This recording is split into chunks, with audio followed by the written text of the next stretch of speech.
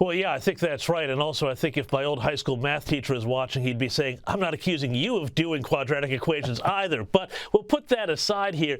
And on those four eyes, it would seem that's part of the reason why Donald Trump's polls seem to be continuing to go well, despite that hush money nonsense verdict, which I think most people have dismissed. But we're seeing some really interesting stuff here. In Georgia, a Quinnipiac poll has Trump up 49 to 44. In Michigan, 48 to 47. That's quite close. But even Virginia, which was not supposed to be a battleground state, and I don't think the Republicans have taken that since 2008, maybe, and Joe Biden won that by around a 10% margin. That's in play. It seems like there's some real momentum happening here. It's what we say in Australia. We say when the swing is on, it's on. Is the swing on? I think it is, and the question is it too early? Keep in mind, we're still about 5 months away from the election, and we've got these debates in the intervening months. I really don't believe those Virginia numbers. Virginia is such a Democrat state, but we'll continue to watch that closely. That would be real news if Virginia is a swing state. But I did see data, and I've talked to members of Congress in both New Mexico and Arizona, and they say the numbers out there feel real. I think the most recent polling had Donald Trump up by 5 points in both of those swing states. To sort of further buttress that, this weekend he's in Arizona and New Mexico. Now, James, I think we're coming into wintertime, or actually you're in the middle of winter down there. It's the summertime in the desert Southwest. It's 115 degrees Fahrenheit. I can't do the math in my head, but I think that's in the low 40s.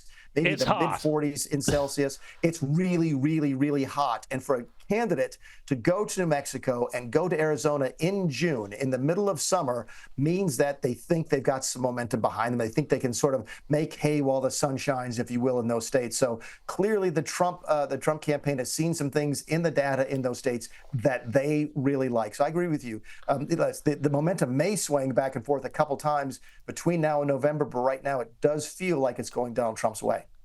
Yeah, but then there's also other sort of things that are happening if you dive down deeper into the numbers. I mean, you look at the primaries in New Mexico and Iowa. Now, I know the nominations are all set, but at the same time, GOP turnout down 40%, Democrat turnout 50%.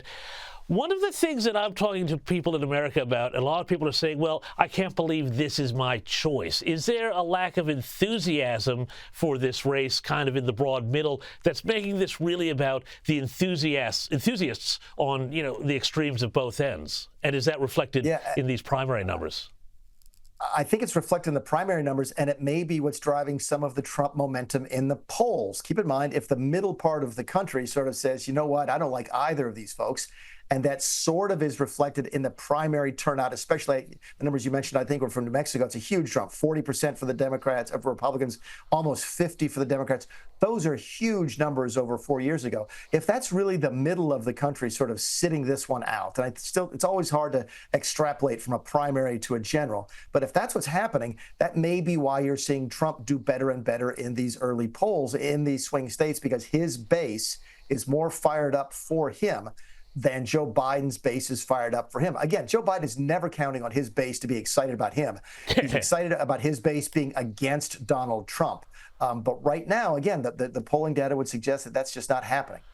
Now, Mick, finally, one more little wild card in here. The quest to settle on a vice presidential pick for Donald Trump is ramping up, and according to the AP, he's started putting out vetting forms to potential candidates, sending out paperwork to a list of contenders, including North Dakota Governor Doug Burgum, Marco Rubio from Florida, J.D. Vance from Ohio, big name to watch there, Tim Scott, your friend from South Carolina, whom we've talked about, New York's Elise Stefanik, and Trump's 2016 rival turned cabinet member Ben Carson. Who are you liking among these picks, and where do you think he's going to wind up going, if I can be so bold? See, we don't really have betting markets on this in the United States. I know they have them in the UK. If they have them in Australia, I'm giving you the winner right now. I'm telling you it's going to be Ben Carson. And here's why. I think so, and here's why. There's a bunch of reasons. You could go down the list of all the weaknesses the other folks have, how they don't add anything to the campaign. Listen, they're great candidates. Tim Scott would be a great vice president. That's not my point. The one element I think that Ben Carson has that none of the other 6 people on the list have is that I don't think Ben Carson wants to be president. I don't think he wants to run for president. Keep in mind, if Donald Trump wins in November, he's automatically term limited under our Constitution, which means that the 2028 election effectively starts the next day after the 2024 election. And I don't think Donald Trump wants anybody in that White House running for president on day one of his second term. That's why I keep coming back again and again to Ben Carson.